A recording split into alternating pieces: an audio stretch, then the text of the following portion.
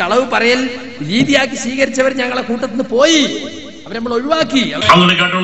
പിന്നെ ഈ കളവ് പറയല് മത്സരം ഏതാണ്ട് ഞാൻ ഈ MSM സമ്മേളനം ഉണ്ടായത്, സംസ്ഥാന സമ്മേളനം ഉണ്ട് തൃശ്ശൂരിൽ വെച്ച്. അതിന് മുന്നോടിയായിട്ട് ഏതാണ്ട് മാസങ്ങൾ മുമ്പായിട്ടാണ് പിന്നെ ഈ കോഴിക്കോട് പോയിട്ട് മേപ്പയൂർ എന്ന് പറയുന്ന സ്ഥലത്ത്, ഇപ്പോഴത്തെ ഈ വിമത ഗ്രൂപ്പിന്റെ നേതാവ് A. അബ്ദുറഹ്മാൻ ഹാജിന്റെ ആ നാട്ടിൽ വെച്ച് അവിടെ ഒരു സ്കൂളിൽ വെച്ചിട്ടാണ്, ആരാലും അറിയപ്പെടാത്ത ഒരു പിന്നെ ഒരു മലമ്പ്രദേശത്ത് സ്കൂളിൽ വെച്ചിട്ടാണ് പരിപാടി. അപ്പൊ ഇതിന് മുമ്പായിട്ട് ഞങ്ങൾക്ക് കുറെ ക്ലാസ്സുകൾ സംഘടിപ്പിച്ചിട്ട് ഇതിനെ ആകർഷിച്ച് പിന്നെ ഈ വീസിന്റെ പ്രവർത്തനം അത് അത്രയും ഞങ്ങൾക്ക് മണ്ടയിൽ കയറി.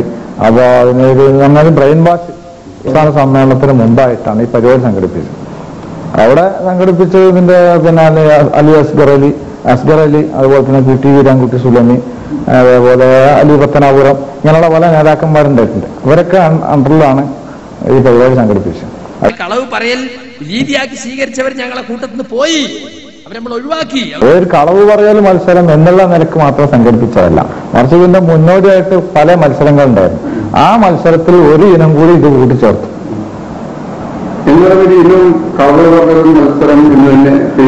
അതായത് ഇപ്പൊ പിന്നെ ഞാൻ സൂചിപ്പിച്ചല്ലോ, വിവിധ മത്സരങ്ങൾ ഉണ്ടായിരുന്നു. അത് ഒന്ന് മിമിക്രി, അതുപോലെ തന്നെ പ്രച്ഛന്ന വേഷം, അതുപോലെ തന്നെ കയറിൽ തൂങ്ങിയിട്ടുള്ള ഒരു മത്സരം, പിന്നെ അക്കൂട്ടത്തിൽ വേറെ അതേപോലെ തന്നെ പിന്നെ കളവ് പറയൽ മത്സരം. കളവ് പറയൽ രീതിയാക്കി സ്വീകരിച്ചവർ ഞങ്ങളെ കൂട്ടത്തിൽ നിന്ന് പോയി, അവരെ നമ്മൾ ഒഴിവാക്കി. ഈ കളവ് പറയൽ മത്സരം ഞങ്ങളെ അസ്ഗർ അലി സാഹിബാണ് ഇത് അടുത്ത ഇനം ഇന്നതാണെന്ന് പറഞ്ഞു. അത് പറഞ്ഞപ്പോ പറഞ്ഞു ഞങ്ങൾ ഈ സ്റ്റേജിലിരിക്കുന്ന ഈ സാമാജികരുണ്ടല്ലോ, ഇവര് പറഞ്ഞു നമ്മൾ മുസ്ലിങ്ങൾ എന്നുള്ള നിലയ്ക്ക്, പ്രത്യേകിച്ച് നമ്മൾ മുജാഹിദുകൾ എന്നുള്ള നിലയ്ക്ക് കളവ് മത്സരം എന്നൊക്കെ നമുക്ക് സംഘടിപ്പിക്കാൻ പറ്റും, അത് നമുക്ക് ഭൂഷണമാണെന്ന് ചോദിച്ചപ്പോ പറഞ്ഞ അസ്ഗർ അലി സാഹിബ് തന്നെയാണ് അതിന് മറുപടി പറഞ്ഞത്. അതായത് ഇപ്പോ നബിന്റെ കാലത്തൊക്കെ ചില യുദ്ധങ്ങളിൽ സഹാബികളൊക്കെ അങ്ങനെയൊക്കെ പറഞ്ഞിട്ടുണ്ട് എന്നൊക്കെ പറഞ്ഞ. അപ്പൊ പിന്നെ അങ്ങനെ പരിപാടി സംഘടിപ്പിച്ചു. ഞങ്ങളിപ്പോ ഞങ്ങൾ നേതാക്കന്മാരല്ലേ, ഞങ്ങളെക്കാളും കൂടുതൽ പാണ്ഡിത്യവും അതുപോലെ തന്നെ ഞങ്ങൾക്ക് വേട് വരുന്ന ആൾക്കാരെന്നുള്ള നിലയ്ക്ക് ഞങ്ങൾ അങ്ങനെ വിശ്വസിച്ചു പരിപാടിയിൽ പങ്കെടുത്തു. കളവ് പറയൽ രീതിയാക്കി സ്വീകരിച്ചവർ ഞങ്ങളെ കൂട്ടത്തിൽ നിന്ന് പോയി, അവരെ നമ്മൾ ഒഴിവാക്കി. അങ്ങനെ ആ പരിപാടിയിൽ പങ്കെടുത്തുന്ന ഓരോ ഗ്രൂപ്പിനെ പ്രതിനിധീകരിച്ചും ഓരോരുത്തർ ഈ മത്സരത്തിൽ പങ്കെടുത്തു. അങ്ങനെ ഞങ്ങളെ ഗ്രൂപ്പിനെ പ്രതിനിധീകരിച്ച് ഞാനാണ് പങ്കെടുത്തത്. ഈ ഗ്രൂപ്പിൽ നിർദ്ദേശിച്ചു നിങ്ങൾ പങ്കെടുത്താൽ മതിയാണ്. അങ്ങനെ പരിപാടിയിൽ പങ്കെടുത്തു എന്നല്ല, എനിക്കാണ് അതിൽ ഫസ്റ്റ് കിട്ടിയത്. ഇങ്ങനെ കൂടുതൽ പോയിന്റ് നേടി എന്നുള്ള നിലയ്ക്ക് കലാപ്രതിഭ എന്നുള്ള നിലക്കും എന്നെയാണ് തെരഞ്ഞെടുത്തത്. അതുപോലെ തന്നെ സമ്മാനങ്ങൾ കിട്ടിയത് പിന്നെ 6ഓളം സോപ്പും പെട്ടി, പിന്നെ അതുപോലെ തന്നെ റെക്സോണ സോപ്പ്, ഇതൊക്കെയാണ് കിട്ടിയത്. അതിലിപ്പോ ആ സമ്മാനത്തിൽ ഒന്നാണിത്, ഒരു സോപ്പും പെട്ടിയാണിത്. അതായത് ഡീലക്സ് അമല എന്ന് പറയുന്ന സോപ്പും പെട്ടിയാണ് എനിക്ക് കിട്ടിയിട്ടുണ്ട്. കളവ് പറയൽ രീതിയാക്കി സ്വീകരിച്ചവർ ഞങ്ങളെ കൂട്ടത്തിൽ നിന്ന് പോയി, അവരെ നമ്മൾ ഒഴിവാക്കി. കളവ് പറയൽ രീതിയാക്കി സ്വീകരിച്ചവർ ഞങ്ങളെ കൂട്ടത്തിൽ നിന്ന് പോയി, അവരെ നമ്മൾ ഒഴിവാക്കി.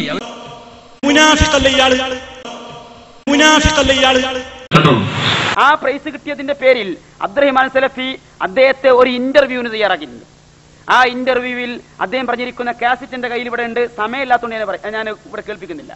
ആ കാസറ്റിൽ അദ്ദേഹം പറഞ്ഞ നുണ അദ്ദേഹം പറഞ്ഞിട്ടുണ്ട്. അദ്ദേഹം പറയുന്നത് എന്താ അറിയോ?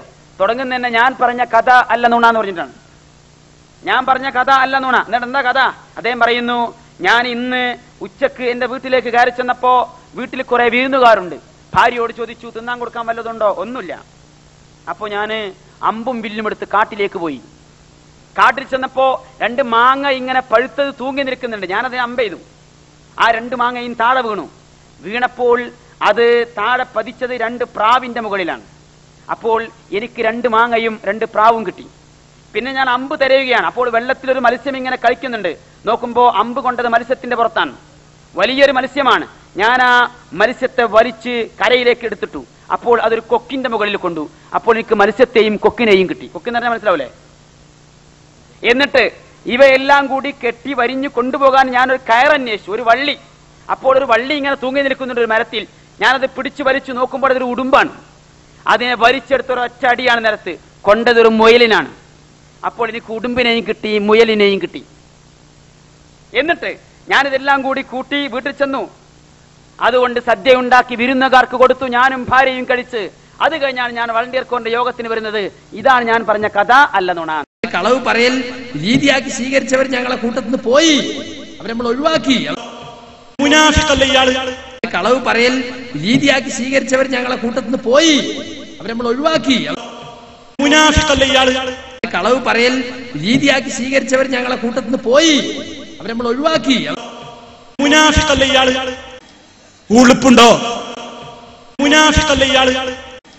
ഉളുപ്പുണ്ടോ? മുനാഫിഖല്ലേ ഇയാള്? ഉളുപ്പുണ്ടോ?